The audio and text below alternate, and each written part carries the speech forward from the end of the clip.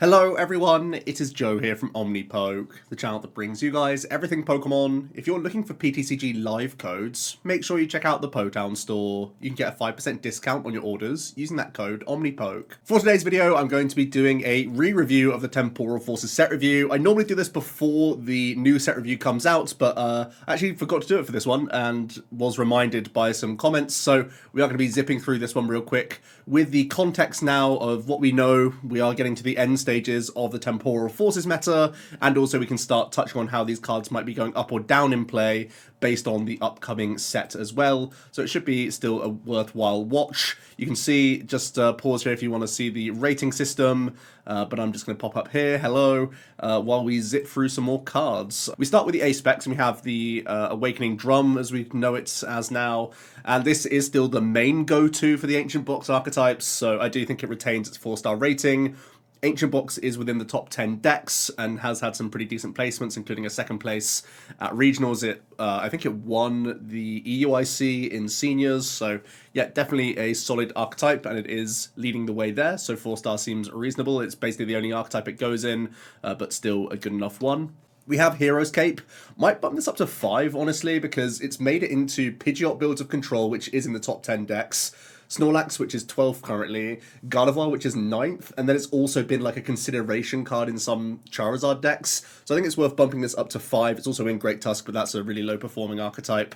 We've got a couple of bits right here. We knew it would be good for controlling stuff like Snorlax and Screamtailers on there. We talked about some other potential like tanking archetypes, but none of those really flourished because Chien-Pao existed and Giratina was still some of the top archetypes in the room, and even Lugia to an extent as well, that had such high damage caps that there wasn't really much reason to be using tanking stuff compared to just like trapping Pokemon. So yeah, the Hero's Cape is versatile enough to be a 5-star, I think. We go on to Master Ball. I think 3 is pretty fair. Lugia does land in the top 5 of archetypes, but it's not guaranteed to be in the deck list, and even if it is, it's like, it's only because it's the best A-Spec they have, and we know that going into the next set, that's going to be like immediately replaced with Legacy Energy, so I think 3 is pretty fair for Master Ball. It's like the best of a bad bunch, essentially, so that seems fine. Maximum Belt is an interesting one. It certainly does show up in Arctina and some Lost Tina. It's mostly not in Lost Tina, and it's also mostly not in Charizard, so definitely less than expected, because going into the EUIC, there was this huge expectation that Max Belt was going to be a staple, and with the 1-1 Bibarel package, the Prime Catcher seemed to be the best choice overall. It's just so you had an extra switching card in general, so Bibarel doesn't get trapped, but also because Prime Catcher was just also a fantastic card. So I feel like we could bump this down to 4, as it's only really like guaranteed in Arctina, and then is like sometimes in some of the other top 10 stuff, but not that frequently. So I think 4-star is reasonable. Now going ahead, I think it does become the best choice in Charizard EX. It still may not be, but with Max Belt and Kieran now, the Charizard EX has much easier ways to ramp your Burning Darkness much earlier on in the game, which is going to be important for the Lugia matchup, the Dragapult matchup, where they can kind of play around their prize map with their damage counter placement at times, but of course they're still hitting the face for a decent amount of damage, so you can force them to take a few prizes to then hopefully, with the buff of Max Belt and Kieran combined, you could Burning Darkness through a Dragapult, so I do think it will be important for those archetypes. Also, I think it now does become the best choice in Giratina V-Star as well, because Giratina gets by with Star Requiem and Iron Leaves EX right now, but to be able to push through onto Dragapults, you'll probably need the Max Belt in the deck list rather than Prime Catcher. These archetypes like Charizard and Tina, they still easily could play Prime instead because it's a very good card, and they could also play Unfair Stamp because that also suits the archetypes quite well, but it feels like because Dragapult is entering that metagame, having more immediate damage seems important, especially because Dragapult can be playing the Churros, the Collapsed, the Scoop Up Cyclones in their deck list, so having that instant KO is going to be important, I think, going into the next set. We have Prime Catcher. I mean, this is an obvious 5. It goes in so many archetypes right now. Just to rattle down the list: Charizard, Chien-Pao, Tina, Lost Zone Box, Future Hands is oftentimes playing this one. Yeah, that's like 5 of the top 7 archetypes all play those. So yeah, Prime Catcher absolutely busted. And going forward, it's still going to be like a fantastic consideration card. I think this one sort of competes with Unfair Stamp as like the 2 most like generically powerful debate cards that you can put in almost any archetype, because Gust is good in basically any deck, and Hand Disruption is, well, especially early game Hand Disruption is really strong in any deck as well, especially if there are aggressive archetypes in the meta.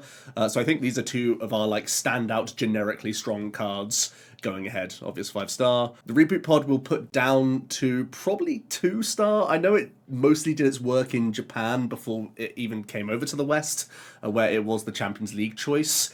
And there are still some like toolboxy builds of Future Box, but they're not all that frequent. I don't think they'll be necessarily getting more frequent either. I think the new best future card that we get is Iron Thorns, which is already a lightning type, so maybe it slots into like a quad hands, but I feel like that list is still going to play Prime Catcher more than likely, so we'll put this down to 2 as mostly as like an experimental card, definitely the second choice in future style box lists, but you can see the context as to why we gave this a slightly higher rating was because we expected this to probably be competing with Prime Catcher, but it seems like it lost that battle overall. Neo Upper Energy certainly gave the 1-star, but might be worth picking up now because if you are looking to play Pidgeot EX builds of Dragapult EX, the Neo Upper is certainly a heavily used A-spec in exactly that build.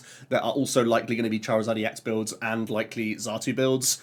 I guess there's a debate of which one comes out on top in terms of mirror match situations, which is going to be the first consideration, but also having like high damage output is going to be useful for other like one-hit KO matchups. So based on that, it's hard to tell which is going to be the best build. Something's telling me that it's not going to be the Pidgeot plus Dragapult combination, because I think you still just need so much more than a Charizard Pidgeot, where as soon as you get Pidgeot, getting Charizard gets the rest of your combo, because obviously Charizard is pulling energy out itself, whereas I don't think that's the case with the Dragapult build, but the caveat to that is that you still have Dracloak drawing you cards in addition, so it's almost like a Charizard Pidgeot right now that plays a Bibarel engine, but instead of having the extra Bibarel in the deck, you're playing just thicker lines of your stage 1s in the Dracloaks, so you are seeing additional cards as you go, and then Pidgeot EX is basically finishing your combo after you've drawn a bunch of cards. So I think it only really goes up to like a 3-star at most if we're expecting Dragapult to be very, very playable and like a subsection goes toward Pidgeot builds.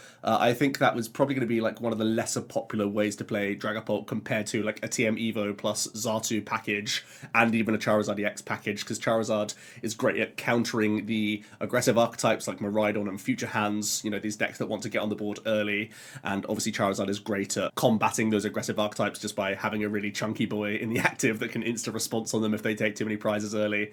So something tells me that Pidgeot's not going to be the first go-to option. We then have Bianca, yeah, obvious 1-star, pretty terrible. We have a lot of great healing supporters instead right now. Cypher Maniac probably just is that 4-star card. It's definitely the secondary supporter to Irida in Chien-Pao, but it's not really showing up in many other high-tier threats. I know like it can be in Goldengo, but that's like in the top 20 of decks, not the top 10.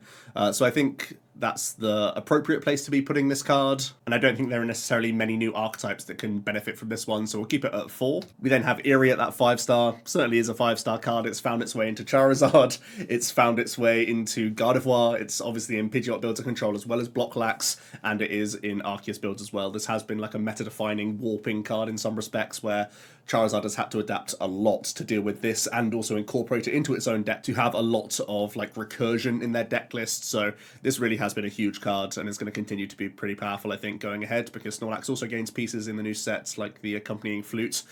So definitely one to watch out for still in the next format. Explorer's Guidance, just like I was saying with the drum, I'm happy at keeping all of this stuff at 4. The Great Tusk deck certainly fell off, but the Roaring Moon Ancient box is certainly an archetype, so 4 seems fair to me, because you're always going to be playing 4 copies of the supporter. Then we have Morty's Conviction, 3-star probably a little bit high. It didn't make it into Lugia, it didn't make it into Gardevoir, so I'll probably put this down all the way to 1, I think, because we're just still getting more supplementary supporters in the mix in the next set, and I think barely any of them are getting a look in, but it just means Morty gets lower and lower down that pecking order and isn't going to be much of a consideration. We then have Salvatore, certainly a 1-star.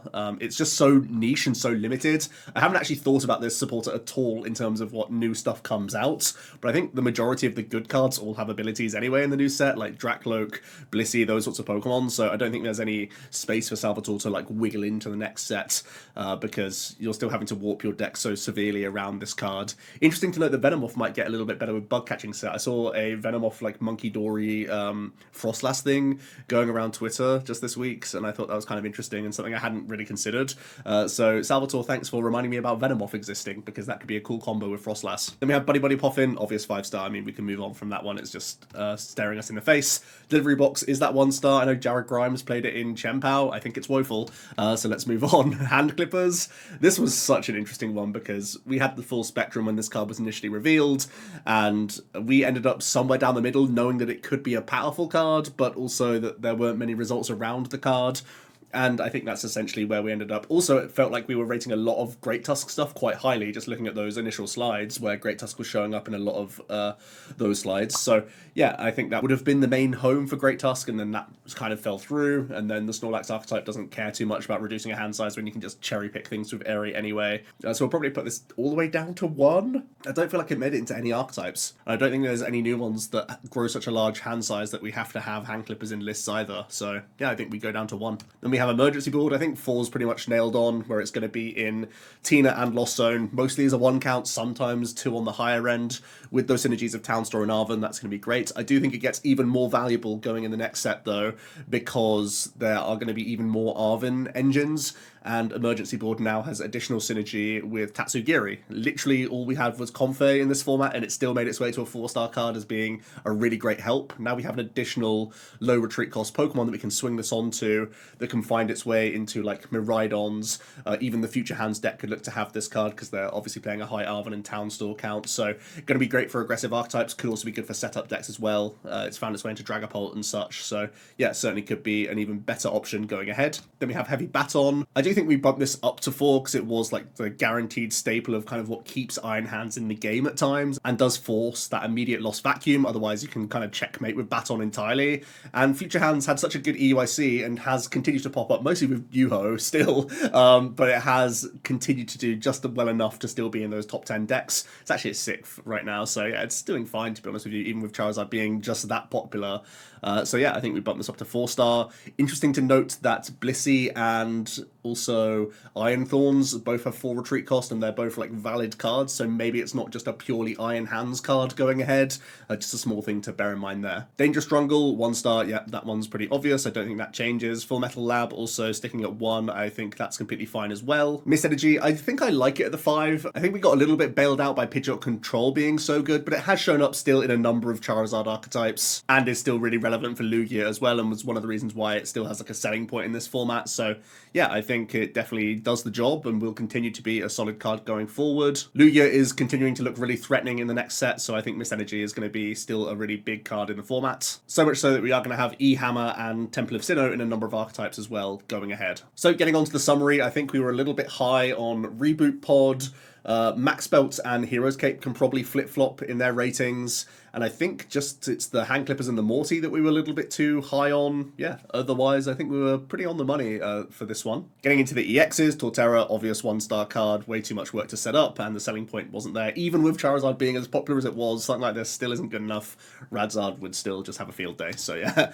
Iron Leaves, I think it certainly is that 5-star. Arctina's done well enough, and Lost Tina still will be obviously maining this as a big part of their win condition in late game situations, so yeah, 5-star card seems very relevant. I think it will be likely dipping in popularity as Charizard becomes less of that public enemy number 1 going ahead, so I think we've seen the peak of Iron Leaves, and now there are going to be just generally more grass stuff in format, with Ogerpon possibly being like a backup engine for other decks, but also there's going to be less reason to just like insta-KO Charizard, I think, going into the next set. So things like the Lost Tina might be looking to just have Max Belt in their list instead now for that more sort of general use, high damage output with Lost Impact. Incineroar, yeah, obvious 1-star, just always in the shadow of Charizard, that's not changing. Gouging Fire at 2, I think 2 is pretty fair. We did see random bursts of these Gouging Fire, like aggressive decks do well, never really in high tier tournaments, but something was like notable about the archetype here and there a little bit, and it could be a flashy tech card in Charizard, so I think it's just experimental enough to be like that 2-star. Personally, I think it's pretty trash, but yeah, I think it's done that. And also there has been some Japanese tournaments with Gouging Fire going ahead, and I still think it's clunky garbage, but it's got a top 16 placement at the Champions League, so got to give it credit for that at least. Walking Wake is indeed that 1-star. Iron Crown, I think 4 is pretty fair. That's where I want to put the Ancient Toolbox, and it does gain Iron Thorns going ahead, which isn't going to be impacting too many matchups. It does help flip your Charizard Pidgeot matchup though, which is one of the main issues of current Future Box right now. You're pretty bad into that matchup. Now you have a good way of taking single prize KOs whilst also trying to block their use of Pidgeot and obviously evolve into that Charizard and get its value as well. So I do think that's going to be an important piece for a Iron Hands heavy Future Box, I suppose, where even if you're just playing one copy of Iron Thorns, I think it could be a problem for Charizard players. So gaining that help whilst also having good type coverage into Lugia, having Iron Hands to pressurize Dragapult, means I feel like this is still going to be a pretty decent archetype going ahead. There's possibly a debate around whether this is better or worse than Miraidon, and we also have to figure out which is better in like a mirror match situation in terms of which 2-prize focused archetype comes out on top, but I do think this one has a good amount of legs going ahead, so 4 seems fine to me. Farigiraf, yep, certainly that 1-star. I don't think that changes too much going ahead. There's going to still be a number of stage 2 archetypes and like stage 1 decks and all that other stuff, so naturally archetypes don't have to be too concerned about this. There's only a handful of like pure EX attacking decks, so it's not a big tech right now. Scizor EX, yep, no real selling points. Koraidon, yep, also still no main selling points here, too clunky. The future Miraidon, probably down to 1-star. I think it hasn't made it into many of the future boxes. Maybe some of the crazy like energy split lists, but not really in any of the best featuring future box decks. Raging Bolt at 2 also seems fair. It did have tiny bits of experimentation, and there are some selling points here and there to the card. What I do think is interesting is that Raging Bolt Ogerpon could be certainly more of a high tempo archetype going into the next set. Its engine doesn't change too much, but at least you're drawing cards with Ogerpon as you go, and you're still gonna have the same weaknesses in terms of only being good at dealing high damage output and not really having much for single prize matchups. The Sandy Shocks is still decent at dealing with like evolving Pokemon in the early game, but you don't really have like a mid-range attacker. But Raging Bolt does fall into quite an interesting space where Chien-Pao was one of our best one-hit KO decks in the current formats, but that archetype is very threatened by Dragapult's damage counter placement, whereas a Raging Bolt Ogerpon is much less worried about that. So having a Raging Bolt style deck in the format, especially if there's going to be the likes of Blissey, Dragapult, Miraidon as well to an extent, I think Raging Bolt could come out on top against a lot of those decks, just because you have high enough hit points to be a frustration for the Miraidon players, and high enough damage output to some of these archetypes that love to tank and sponge and do that sort of stuff. So having a one-hit KO merchant in the format is going to be important. I'm still a little bit concerned that a Raging Bolt Ogerpon is still too narrow in its matchup spread, but it was recently upticking in Japan, and I do think it's an archetype to keep your eye out for. I actually have picked up a couple, so I have my playset going into the next set, so you've been warned. And then the bulky X's did just that. They did nothing. So I think for ratings, we got them pretty much bang on. I think Miraidon could probably just go down to a 1-star. Otherwise, we pretty much nailed the EXs. Quite happy with that. I think Raging Bolt is the only one to keep an eye out for in the future. Onto the non-rule boxes. Whimsicott easy 1-star. There's still no great grass stuff going ahead. Rabsca, yeah, obvious 1-star. We just had to have the immediate access to Manaphy because there was turn 2 Greninja capacity for Lost Box decks and Chien-Pao. Going ahead though, maybe Rabsca makes it into the Thwacky Diplin deck, which I still think is going to be quite low tier, honestly. But maybe it's worth taking out the bulk. I still don't think it massively jumps up in popularity. It still has its issues. It's still a stage 1 that you have to find. Possibly just because you're playing bug catching sets in these sorts of archetypes makes it easy enough to scout.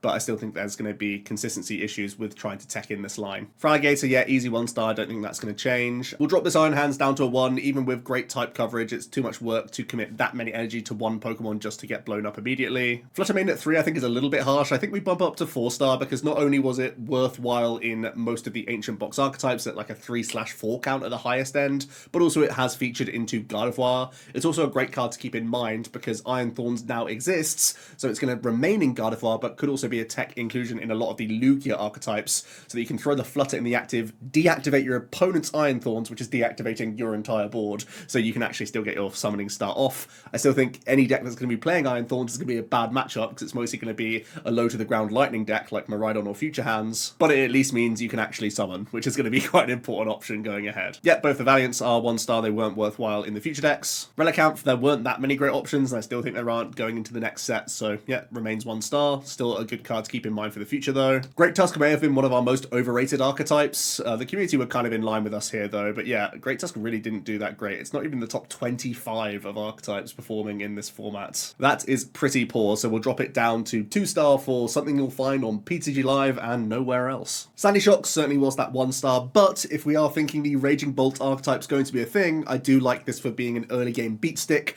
especially because you don't even need to use Sada now to get activation of Sandy Shocks on turn 1, because you're going to be using Ogerpon on your opening turns, then you can just manually attach to the Sandy Shocks. So I think it's even more live than it ever has been, so I do think it's going to make it in at least a one-of in the Raging Bolt EX Ogerpon builds. Roaring Moon 4-star, completely happy with where this one landed. We've pretty much nailed everything on the slide here as well. And then we come to the big yikes. We rated Metang 1-star.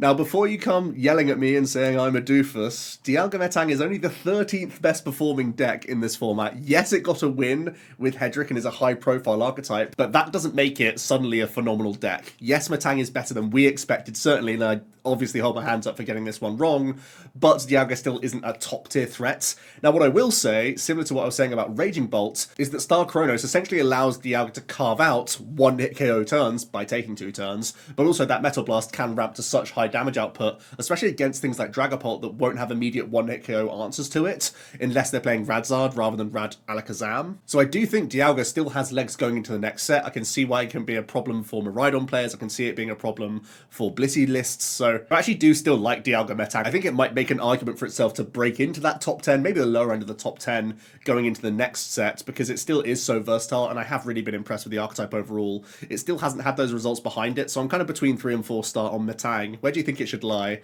But either way, this was a huge goof from me. I suppose this was obviously when all we saw was Arven builds, so everything I tested with Dialga was clunky garbage. It's just that smarter brains than us created a better deck list, which completely changes the fortunes of this archetype overall. Iron Tread's rightfully a 1-star, Koraidon 4-star, yeah, even though its attack isn't great, it's serviceable, and it's keeping your Roaring Moon out of the line of fire in the opening stages, and of course it's still helping you hit that ancient quota. Miraidon at 4-star, yeah, pretty happy with that one. It's a driving force in the future box decks, and will continue to be. Cinccino, yeah, happy with this one at a 4-star. Obviously, Lugia is still in the top 5 of archetypes right now, which is pretty crazy, honestly, because it's not had that many like breakout top 8s. It's mostly been lower placements for the archetype and the odd showing here in top 8s, but not really going that deep in tournaments.